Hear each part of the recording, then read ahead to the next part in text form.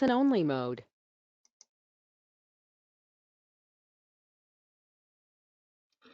Hello, I'm Jonathan Hemus, and this webinar is to talk with you about how to plan your coronavirus response. I am the Managing Director of Insignia. We are a specialist crisis management consultancy, and we help organisations to do the right things on the worst days of their lives. And clearly, the coronavirus is causing challenges for organisations around the world. By any definition, this is a crisis, and so planning for it is absolutely critical. So in this webinar today, we will be covering your role as leaders or managers within organisations, the foundations of your coronavirus response, how to ensure purposeful planning, and what additional support we at Insignia can provide for you. So first of all, the role of leaders. As you will all be experiencing at the moment, this is a time of great uncertainty and of fear. And at that time, people turn to their leaders for reassurance. And some of our governments around the world are doing that effectively. One might argue some of them are doing it less effectively. What is clear is that leaders within organisations have a critical role to play. Your stakeholders will literally be looking to you for leadership. And by stakeholders, I include customers, suppliers, but of course, particularly your employees. I would suggest that your role as leaders is to guide your people into the future despite its risks and uncertainties. So I'd also encourage you to shape the role that you play. In every crisis, heroes and villains emerge. This is an opportunity for you to play the role of hero, the good guys. Please make sure that within your organisations there's no sense of self-interest, and that the actions that you take and the plans that you put into place are for the greater good. Because retaining the trust of your employees, customers, and other stakeholders at this time is so important. So please step forward and play that leadership role. So moving on to the foundations for your response. Here are some critical things that set the scene for the planning that I will talk about later in this webinar. So first of all, some of you will already have crisis management capability, and it's important under a pressurized, stressful situation not to forget all of the good work that you have done before the situation. So if you already have a crisis management team, activate them now. This clearly is a crisis, therefore having that team operating is important and right. It's important that the people on that team, though, are reminded of their responsibilities. So make sure that before that team activates, they're reminded of what they will be required to do as part of that crisis management team. You want the team acting as effectively and purposefully as possible, and that requires people to know what is expected of them. So if you have a plan which includes roles and responsibilities, make sure that people are reminded as to what they are. And finally, don't expect your A team to necessarily be available. As we all understand, as a result of the virus, there is every chance that significant numbers of people will be missing from your workforce, and that will include the crisis management team. So make sure that you have identified and briefed deputies to cover critical members of your team that may be unavailable. Secondly, remember to use your plans. Many's the time in a crisis that I've seen organisations forget that they had developed plans, and even if they remember not actually use them during the crisis situation. Those plans were developed for a reason. They were developed to keep you organized, focused, and purposeful, a word I use a lot, in making good, effective, quick progress to deal with an extraordinarily challenging situation. So, pull off the shelf your crisis management plan, your business impact analysis, which will reveal what your critical functions and activities are, your business continuity plan to help you make sure that you can keep key services and products running. And it may even be that you have a pandemic plan, one that maybe someone wrote 10 years ago for avian flu or foot and mouth disease. The plan won't be perfect, but it will have some useful insights in there. So do check out what you already have at your disposal, and having done that, please do use them now. Adopt the right mindset. So beware denial. I think it'd be hard to be in denial now, certainly total denial, but do also plan for the worst case. Just because we don't like what the scientists are telling us doesn't mean that we should ignore what is likely to happen. So please beware denial. Please plan for the worst case, not what you hope is going to happen. The time for planning is now. Whenever you are watching and listening to this webinar, whenever that moment in time might be, use whatever time you have to plan. Do not delay. Get on with your planning. It will serve you well when the situation gets even worse. Use your plans. I talked about that on the previous slide, but if you have resources, make sure that you deploy them to best effect. Many of you will have run crisis management exercises or had training for your crisis management team.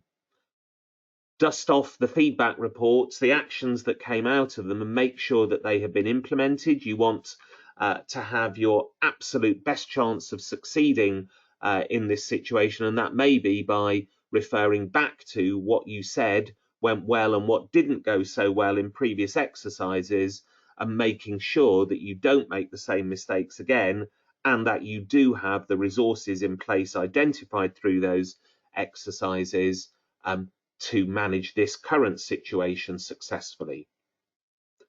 Easier said than done, but do stay calm. If you're going to make good progress and protect your organization, its employees, its stakeholders, its financial value and its reputation, you need to remain calm. You also need to focus and prioritize. One of the characteristics that I've learned over 25 years of working in crisis management is that you never have sufficient resource or time to be able to do everything that you would like to do. Therefore, you have to focus and prioritize the most important things. Do not spread your limited resource too thinly. Work out what is most important and focus your efforts there. And I'll come back to this later on. Work purposefully.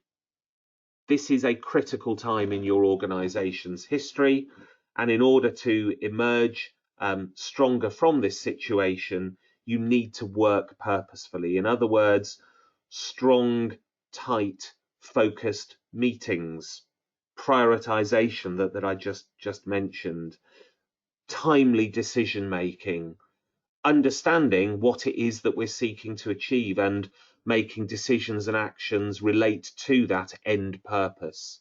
So this is not the time for long meandering meetings or delayed decision making. You have to adopt a purposeful mindset. Lead with confidence and humility. Confidence, because one of the characteristics that you need to engender is confidence amongst the people with whom you are communicating. Everybody is anxious, scared, fearful at the moment, but we will get through this, and it's important that you communicate that to the people with whom you are communicating. and humility as well. You don't have all the answers, and in anything that you communicate, please look outward rather than inward. And critically, your response to the virus must align with your values. What have you told the world that your organisation stands for, and how can you exemplify that in your response to this crisis? So, I talked about purposeful planning. I'm going to give you 6 questions and I'm going to run through them that will underpin a purposeful coronavirus response plan. Here they are. What is the impact of COVID-19 on our business? What is our strategic intent? What activities must we focus on to achieve our strategic intent?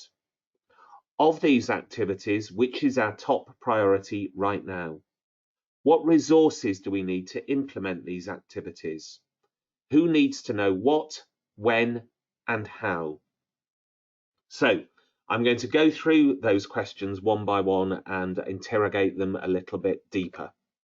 So, number 1, the impact of COVID-19 on your business, and I emphasize your business. Every organization is different, and so you need to understand the specific impact of it on you. How do we do that? Well, a risk assessment.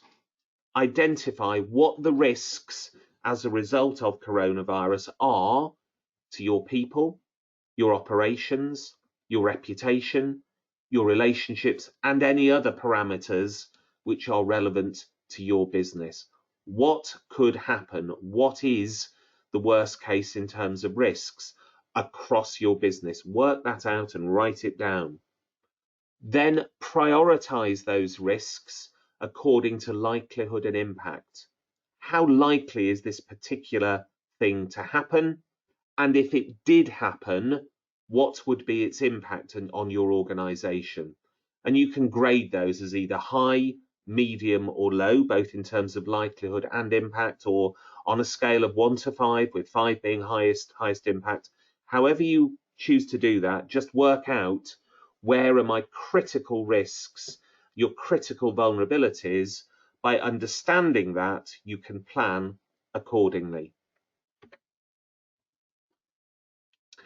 Another impact on your organization is what the outside world does, and in particular, the outside world in the form of officials, governments, health organizations.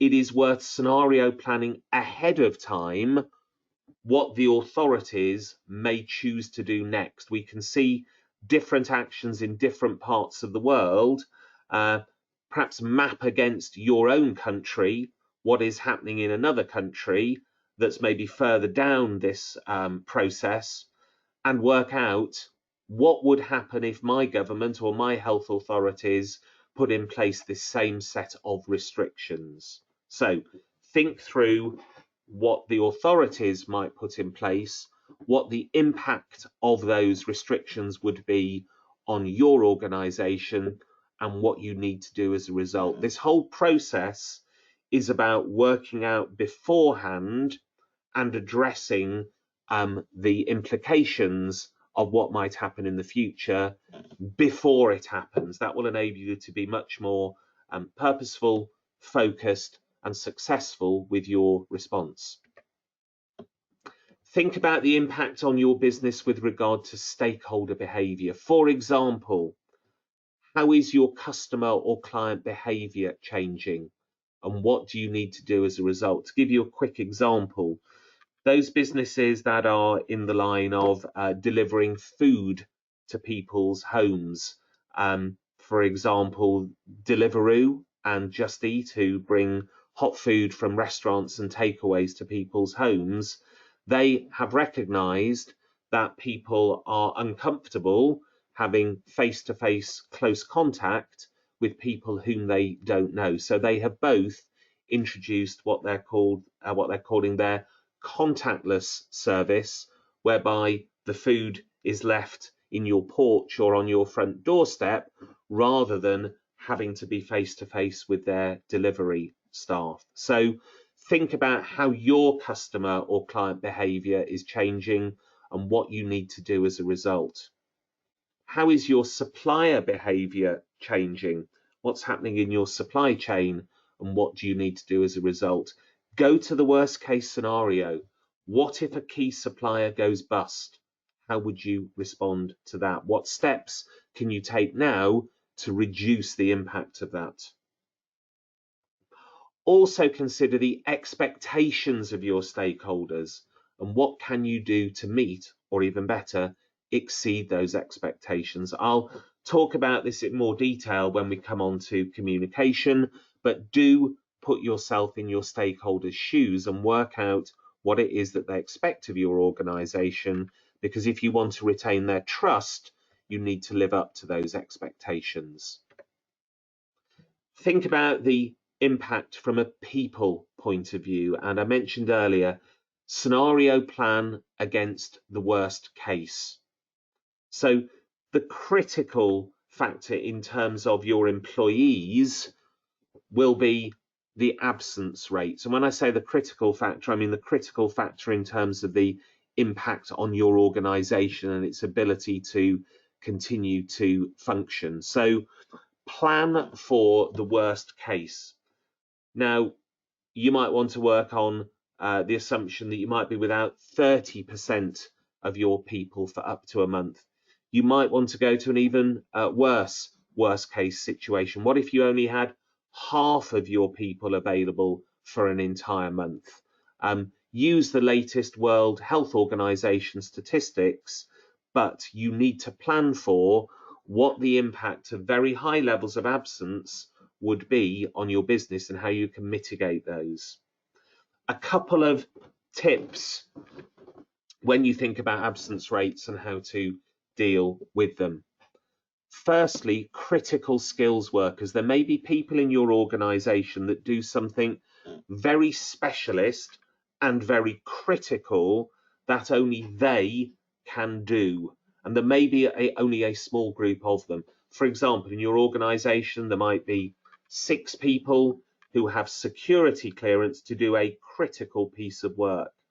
Identify who those people are, give them the maximum opportunity to be protected from the virus, and also identify, are there any strategies we can put in place to cover for them should they be unavailable. Also think about the super spreaders. Within your organization, there may be individuals who have significant amounts of contact with other members of your staff or with other stakeholders, and therefore have the potential to spread the virus far and wide. Canteen staff are an example. Let's assume you have 500 members of staff going through your canteen every lunchtime, and you have 10 people working in the canteen. Those 10 people, if one of them happened to have the virus, they might not even know that they had it, but if they did, you are putting the 500 people who are receiving their meals over the counter at risk. So you, in a situation like that, you may want to protect the 500 by not offering hot meals right now, by switching to sandwiches or vending machines or bringing your own food into work to reduce the potential for significant impact within your business. So think about who your super spreaders might be and what you can do to reduce their contact with the rest of the workforce. And then impact in terms of business capability. Let's say you only had 70% of your workforce available. Again, you may want to say we only have 50% of our workforce available. Determine beforehand being the critical word, what are your critical functions, services and activities? What must continue to happen? And if you do have a business continuity plan or a business impact analysis, it is likely that that will be covered within that plan. It certainly should be. And the second question clearly is, what can we forego? What can we cease doing if we only had 50 or 70% of our workforce available? What's for sure is you cannot be delivering business as usual with only half or 3/4 of your staff available, if you can, one would have to ask the question, why did you have 100% of your workforce in the first place? The second point is critical too. What are the triggers to switch from business as usual to delivering those core critical activities only? Determine beforehand under what circumstances or at what staffing level will we move from our normal operations to something less than our normal operations. So that's all about understanding the impact on your business or your organization. The second key question relates to strategic intent. So let me explain what strategic intent is. It's about understanding, agreeing, and articulating, when we get to the end of this, which we will, what do we as an organization want to have achieved? Where do we want to be in, let's say, 3 or 6 months' time? Having that articulated and understood at the most senior levels will help you to guide your decision making and your prioritization. Because if you understand where you want to get to, the steps to get there become that much clearer. And I would emphasize again, your strategic intent must align with your values. So let me give you a couple of real life examples from organizations with whom we're working as to their strategic intent. For one, it is to care for our people in order to sustain business as usual for as long as possible, and then, if needed, focus on previously agreed core activities to maintain the trust and confidence of our stakeholders. For another, it was, or is, to take operational steps to emerge from the current situation as quickly and strongly as possible, whilst remaining true to our values and without jeopardizing our long-term vision.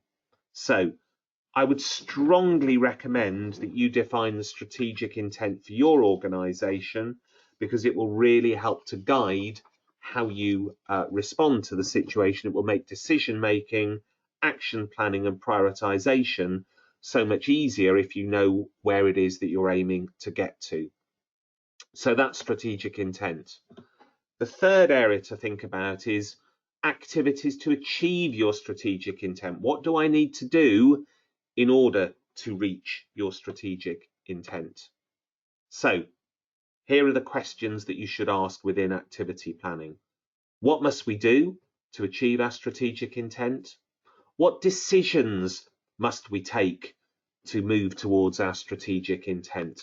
Couple of tips on decision making. I've often observed crisis teams failing to make decisions quickly enough, or certainly being in danger of failing to make decisions quickly enough. The worst decision is no decision at all. In order to influence the situation, in order, in some sense, to be the master of your own destiny, you have to make timely, early decisions. One of the ways of helping to make those timely, early decisions is to pre-plan. And this comes back to the scenario planning that we were talking about earlier. If you conceive and walk through the worst case before it happens, you can predetermine what decisions you will make under certain sets of circumstances. Those decisions will still need to be verified, but if you have made them in principle with perhaps a cooler head than when the situation actually occurs, your decision making will be timely and it will be well judged. The second point within the bracket is to say, it's at times like this that leaders need to step forward and take responsibility. You cannot shy away from decision making. You have to have the courage to make the best decisions you can with the information available. I promise you, you will not have all of the information that you would like. That doesn't mean you should avoid decision making. It means you have to make the best decisions you can with the information you have available at that time. Recognize also, and who wouldn't recognize, that this is a dynamic situation, a highly dynamic situation, and that calls for a style of management which is adaptive, flexible, nimble, agile, and open-minded. Make sure that you are not fixed in your thinking and expect to reevaluate and change tactics on a regular basis. Your strategic intent should stay the same, but your activities will change rapidly during the course of the situation. The fourth area, prioritization. So of the activities that we've talked about, you will need to prioritize them. I would again strongly recommend that you agree at a senior level what is our top priority or main effort right now. Again, I would emphasize you will not be able to do everything that you would like to do, so you need to focus on what is most important that we do right now. Again, looking ahead, you can predetermine through scenario planning when will our top priority change and why. What would be the triggers or thresholds that would mean that we are into a new situation, and whereas our top priority was previously A, now our top priority needs to be B. Again, it is really important to prioritize, and that prioritization should be done at a senior strategic level, because that team should be guiding the overall direction of the response, but also that top priority needs to be communicated. Actions and resources need to be focused to support that main effort, and teams at other levels within the organization need to be briefed on what that main effort or top priority is, so that everybody in the organization is focusing their attention on what is most important now. If you're leaving people to make up their own minds about what they believe is most important right now, you will have a dissipated effort. Even worse, you may have an effort across the business which conflicts. So have everyone understanding what the top priorities are, get them focused on delivering against that.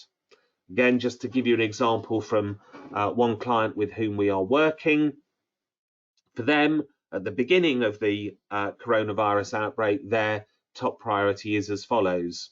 Our top priority right now is to ensure our crisis management capability, people and plans are ready to go and sustainable for up to 3 months. In their eyes, they have recognized that if we don't have the means to manage this crisis, nothing else matters right now. So their top priority is to make sure that we have that ability to navigate our way through that crisis, and that is our focus at the beginning of the situation. What resources do you need to implement your activities? So having identified your strategic intent, your main effort, and all of the things you need to do to achieve those, who is going to do it? What resources do you need? So that is a resource allocation exercise, clearly one which is mindful that you will have significantly less resources available to implement those activities, but it's important that you're clear and explicit on who needs to do what by when. Moving on now to the sixth and final question, who needs to know what and when? We are talking about communication. So again, understand the context in which you are communicating. What expectations do your stakeholders have of you? What do your values dictate in terms of how and what you communicate with them? And I think it's really important to put yourself in the shoes of your stakeholders. You need to understand and empathize with how they are feeling rather than simply what you want to say to them. And Clearly, putting yourself in their shoes, they will be feeling uncertain, fearful, their anxiety will be heightened, their emotions will be heightened. And again, if we think particularly about your people, they will not only be fearful of the health impacts on them and their family, they will also be concerned about their jobs. You know, am I going to have a job at the end of this? So you are dealing with a very heightened set of emotions, and you need to reflect that in the way that you communicate. In any crisis, and coronavirus is no different, employees will be asking themselves two questions. They will be asking themselves, are my leaders competent to steer this organization through this crisis? Do they have the skills, the capabilities, the personality, the characteristics to lead us into the future? And secondly, do they care? I know they've told me that we really care about our employees. Do they really? Are they going to look after me during this time? Are they going to communicate with me? Are they going to show that my health and that of my family is as important as the work that I do for them? Or were those just hollow words? So be very aware that those two questions are going through their minds, and give them confidence that you do have the ability to steer them through, and give them reassurance that you actually do care about their well-being. When we think about what you need to say to your stakeholders, and I include customers, suppliers, and all the other people with whom your organization comes into contact, there are fundamentally three message themes that need to come across in almost every piece of communication. Information, facts, what the situation is. Reassurance, give them whatever reassurance you can to help them feel more comfortable and reassured about the situation that they're facing. And critically, guidance or action about what they should do as a result, or what you are doing as a result of the situation. So facts, reassurance, action. When we talk about facts and information for your own decision making, I would recommend that you defer to reliable, credible sources of information. Again, what I've learned over the years is there are all sorts of sources of information during a crisis, some of it credible, some of it not. There is enormous speculation, rumour, information overload around coronavirus. And I think to keep yourself sane, to avoid wasting time, and to ensure that what you are communicating is as accurate as it can be, please limit yourself to really reputable sources of information. So the World Health Organization, government, the NHS, or the equivalent health authorities in whichever country you operate in. Do not reinvent the wheel. What do I mean by that? There is good health advice out there.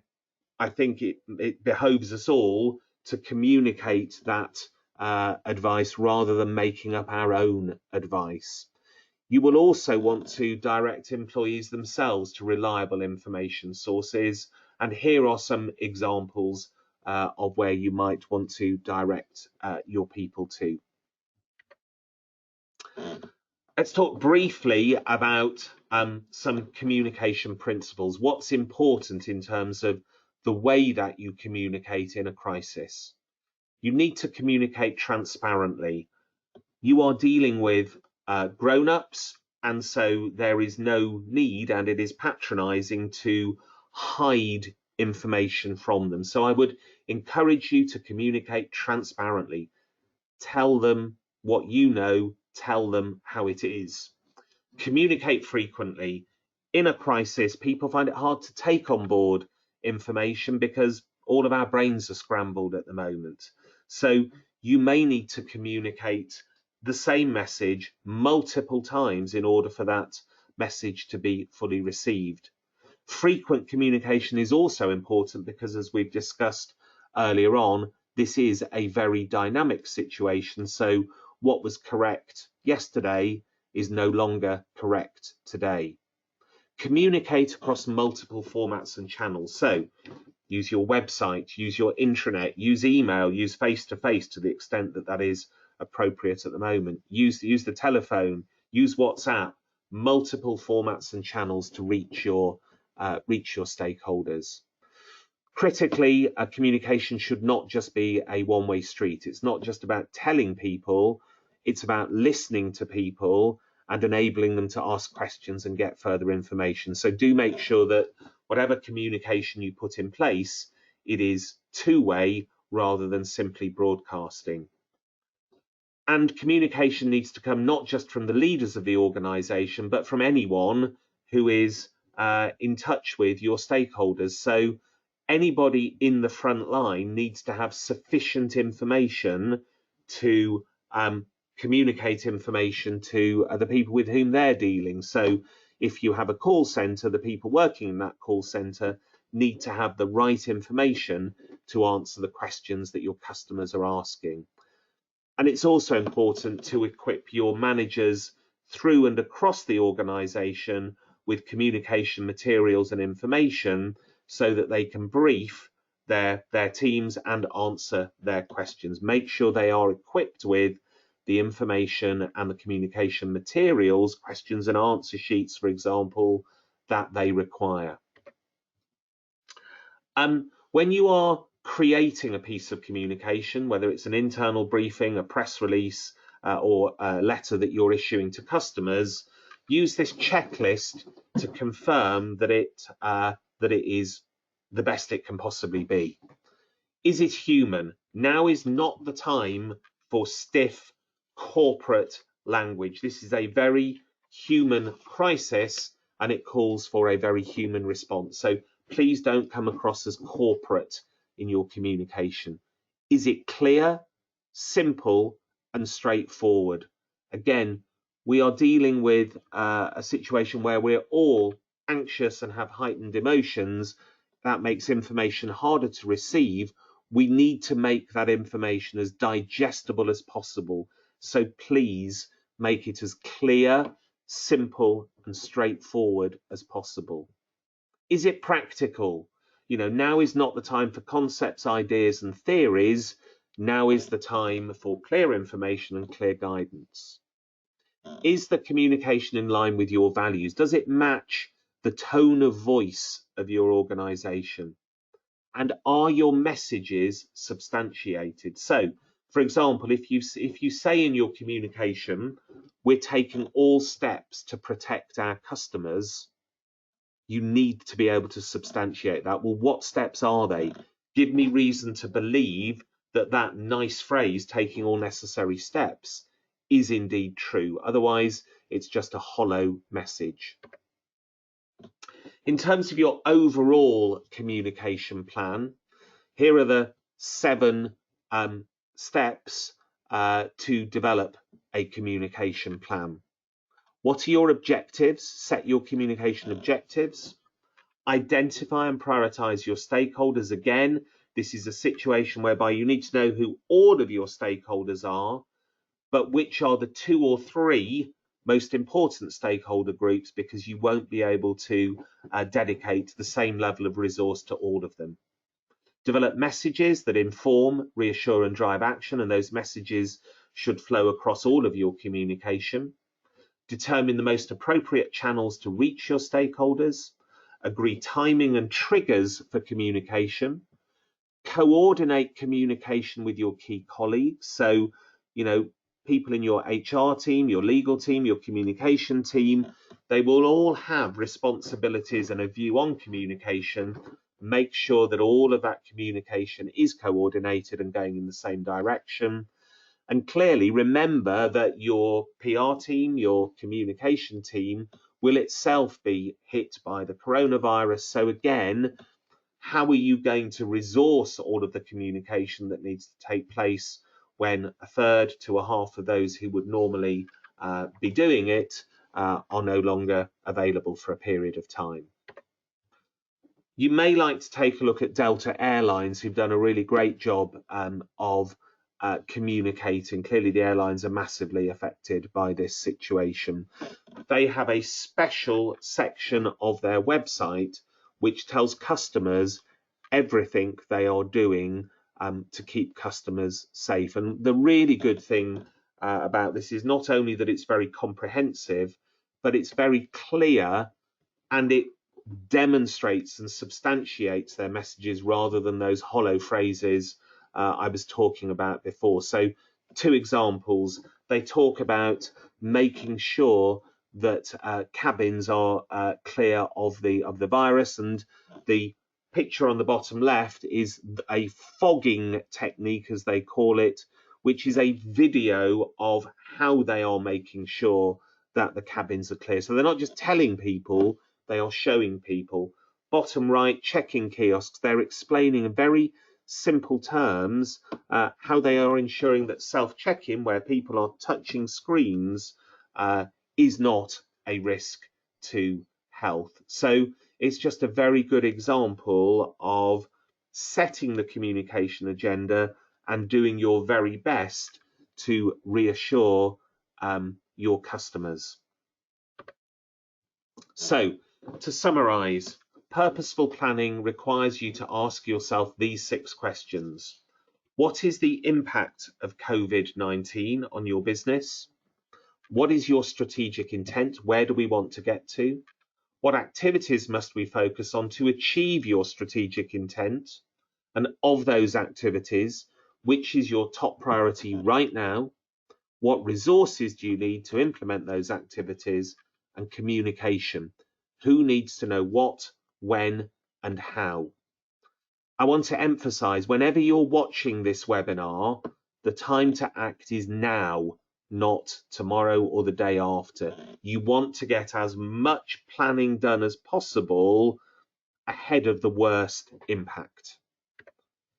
Secondly, think about planning for a possible second wave in the autumn and winter of 2020. So as we move through the virus, review, learn, and act on on your experience of dealing with it, because you may well have to deal with it again at the end of 2020, and you must act on those learnings and make your response next time even better. For example, you may need to refine the plan that you've developed. You may need to train your crisis management team with skills that it became clear would have been really useful in this first wave.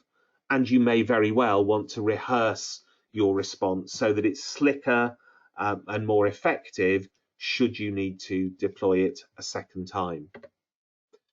And finally, create opportunity out of crisis. It's sometimes hard to see a crisis as an opportunity, but it is. There will be some phenomenal teamwork that will happen during the coronavirus. There'll be some wonderful new relationships that are built as a result of that teamwork. There will be organizations developing new ways of delivering their services that will serve them well even when the crisis has passed. So do look for the opportunities, do look at ways that you can actually take some positives and some value out of this, so that come the end of the crisis, and it will come, you are actually a stronger, fitter, more effective organization than you were going into it. And do look after each other. So that concludes the tips on how to plan. I just want to leave you with a couple of slides explaining how else we at Insignia can help you if you would like additional support.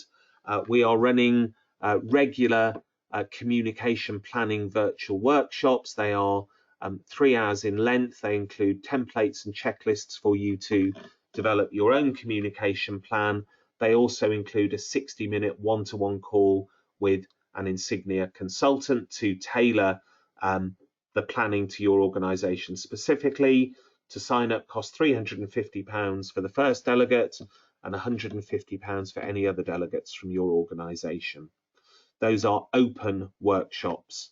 We're also providing bespoke support for organisations who want assistance with the kind of planning we've been talking about in this webinar.